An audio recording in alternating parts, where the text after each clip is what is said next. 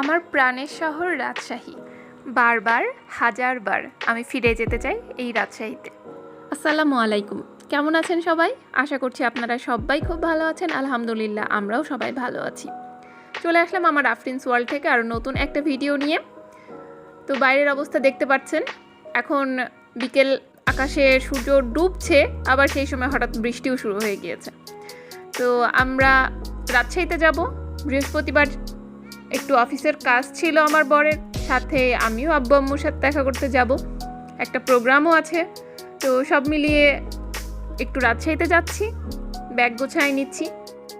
মাগরিবের আজান পড়তে আর বেশি সময় নেই। আমি সবগুলো জিনিস ঠিক করে নিয়েছি যে কী কী জিনিস নিয়ে যাব, এক জায়গায় করেছি। তো আমার প্রয়োজনীয় যাবতীয় জিনিস, hand sanitiser, dress, bag, sunglass, mobile, power bank, সাথে একটা রাইটিং প্যাড, কলম, এগুলো কাছে রাখি, কারণ কখন কোনটা আসলে দরকার হয় সেটা বলা যায় না। আর ট্রেনের টিকিট। আমি ব্যাগ গুছাতে গুছাতেই আজান পড়ে গেল। ব্যাকগ্রাউন্ডে আজানের শব্দ শুনতে পাচ্ছেন। তো আর বেশি সময় নাই, আমি এজন্য আমার যে গাছগুলো আছে সবগুলো গাছে পানি দিয়ে দিচ্ছি। খুব বেশি পানি দিচ্ছি না, কারণ মাঝে মাঝে বৃষ্টি হচ্ছে, তখন অতিরিক্ত পানিতে আবার গাছগুলো মরে যেতে পারে। তো এই কারণে সামান্য পরিমাণ পানি দিয়ে রেখে দিচ্ছি। এভাবে যেহেতু বাইরে যেতেই হয় সব সময়, তো আল্লাহ ভরসা। নামাজ কালাম শেষ করে আমরা স্টেশনে চলে এসেছি, চুয়াডাঙ্গা স্টেশন। আমরা 6:50 দিকে চুয়াডাঙ্গা স্টেশনে এসে পৌঁছাইছি। আমাদের ট্রেন 7টায়, মানে 6:58-তে ট্রেন আসার পরে শুনলাম যে একটু লেট আছে। ততক্ষণে আমরা একটু চারিদিক ঘুরছিলাম, হাঁটছিলাম। চুয়াডাঙ্গা স্টেশনটা এখন অনেক সুন্দর করেছে, বেশ লাইট লাগিয়েছে, ফ্যান লাগিয়েছে, সিসি ক্যামেরা লাগানো এবং বেশ নতুন শেড দেওয়া।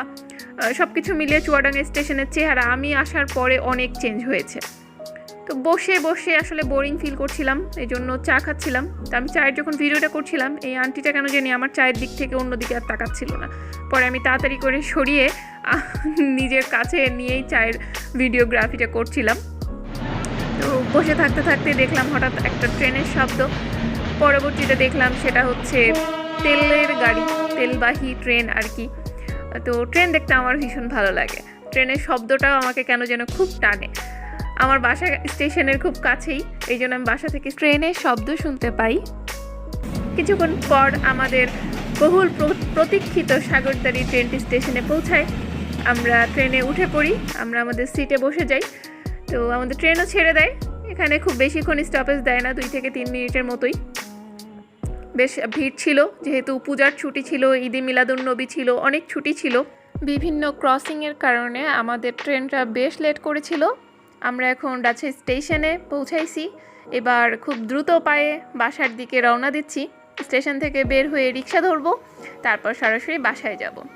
তো রাতে আর কোনো ভিডিও করিনি। সকালবেলা ঘুম থেকে উঠেই আমি খুবই সুন্দর পোলাও চাল আর মুগ ডাল দিয়ে আমার প্রিয় খিচুড়িটা পেয়ে যাই। আমার আম্মু আমাদের দুজনের জন্য বানিয়েছিল।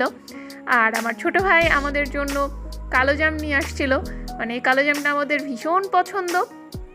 তো যখন শুনেছে যে আমরা আসবো, তো তার আগেই আমার ছোট ভাই আমাদের জন্য এই কালোজাম মিষ্টিটা নিয়ে এসেছিল। তো আমি খিচুড়ি খাওয়ার আগেই কালোজাম খেয়ে নিয়েছি খালি পেটে, মানে এত পছন্দ আমার। ঘুম থেকে উঠে আগে 2টা কালোজাম খেয়েছি, তারপর খিচুড়িটা খেয়েছি। আর বাসায় গেলে সাধারণত রান্নাবান্না তো আম্মুই করে, আমি সাধারণত আম্মুকে টুকটাক বিভিন্ন কাজে একটু সাহায্য করি। সত্যি কথা বলতে বাসায় গেলে অনেক দিন পরপরই যাওয়া হয়, আম্মুর এই শোকেসটা একটু এলোমেলো হয়ে যায়। এই কারণে আমি বাসায় গেলে এই শোকেসের বিভিন্ন কাচের জিনিসপত্রগুলো বের করে কখনো ধুয়ে দেই, কখনো অগোছালো থাকলে গুছিয়ে দেই। এটাই একটা বিশাল বড় কাজ আমার বাসায়, বাবার বাসায় গেলে। তো এরপর আমরা বাবার বাসা থেকে দুপুরবেলা খাওয়া দাওয়া করেছি। দুপুরের মেনুতে ছিল লাউ দিয়ে ডাল রান্না করা, পাঙ্গাস মাছ, সাথে ট্যাংরা মাছ করেছিল আম্মু, আর খাসির মাংস করেছিল। এই আমি সাদিয়া আফরিন আমার বাবার বাসায় কখনো মাংস, ডাল আর ডিম ছাড়া ভাত খেতাম না। সেই মানুষ আমি এখন ছোট মাছ, বড় মাছ, আরও বিভিন্ন শাক সবজি সব কিছু খাওয়া শিখে গেছি। আমার শ্বশুরবাড়ির মানুষ এবং আমার বরের সহযোগিতায় আমি সব রকমের খাবার খাওয়া একদম শিখে গেছি। তো আমি যখন এই ছোটো মাছগুলো নিচ্ছিলাম, আম্মু খুব অবাক হয়ে বলছে, এই মাছ তুমি খাবা? আমি বলছি যে হ্যাঁ আম্মু, আমি এখন সব খাই। আর সাথে সবজিটা তো খেতে অনেক পছন্দ করি এখন। লাউ দিয়ে ডাল রান্না করছিল, অসাধারণ টেস্ট হয়েছিল। আগেই বলে রাখি, আমার আম্মু একটু তেল মশলা বেশি দিয়ে রান্না করে, সুতরাং এত তেল মশলা দেখে কেউ নেগেটিভভাবে নেওয়ার দরকার নাই। সাথে পাঙ্গাস মাছ রান্না করার পেছনের কাহিনীটা বলি। আমি সাধারণত পাঙ্গাস মাছ খাই না, আমার কাছে গন্ধ লাগে। তো আমার আম্মুরা এখানে 2-3 জন ভাগ করে বিশাল বড় বড় পাঙ্গাস মাছ কিনে।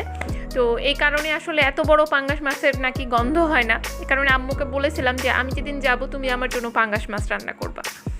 তো এরপর বাসা থেকে বের হয়ে আমরা আমার চাচা শ্বশুরের বাসায় চলে যাচ্ছিলাম। তো যাওয়ার পথে আমরা কিছু ফল কিনছিলাম। ফলের দোকানে দাঁড়িয়ে বিভিন্ন রকম মৌসুমি ফল দেখছিলাম।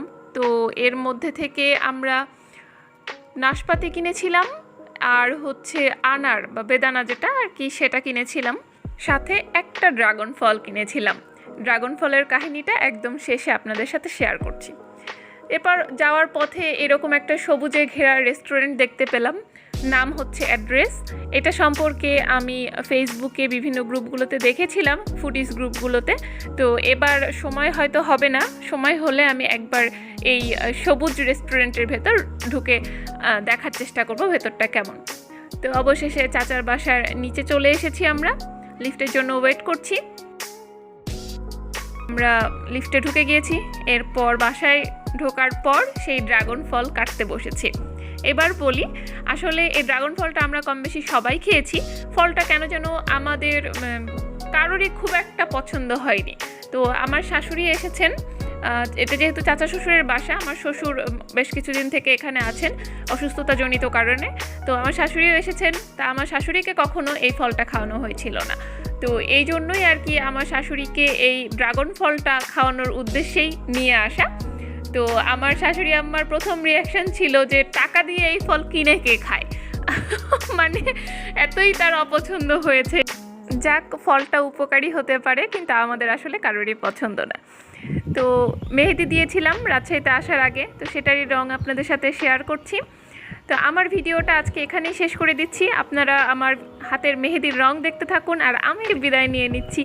নেক্সট পরের দিন আমি আমার চাচা শ্বশুর বাড়িতে যে একটা প্রোগ্রাম হবে, বিশাল প্রোগ্রাম হবে, সেই প্রোগ্রামের যে টুকটাক আয়োজন করব সেগুলোই আপনাদের সাথে শেয়ার করার চেষ্টা করব। আশা করব নেক্সট ভিডিও দেখার জন্য অবশ্যই আমার চ্যানেলটি সাবস্ক্রাইব করে রাখবেন। সেই সাথে আমার আজকের ভিডিওর কোনো একটি অংশ যদি আপনাদের ভালো লেগে থাকে, তো প্লিজ আমার ভিডিওতে একটা লাইক দিয়ে দিবেন, আর কমেন্ট করে জানাবেন আপনারা আমার কাছ থেকে কী ধরনের ভিডিও চাচ্ছেন বা আমার কী ভুলগুলো হচ্ছে। আপনারা আমার ভুলগুলো ধরিয়ে দিলে আমি সেটা শুধরে নেওয়ার চেষ্টা করব। সবাই খুব ভালো থাকবেন, আমাদের জন্যও দোয়া করবেন। ধন্যবাদ সবাইকে। আসসালামু আলাইকুম।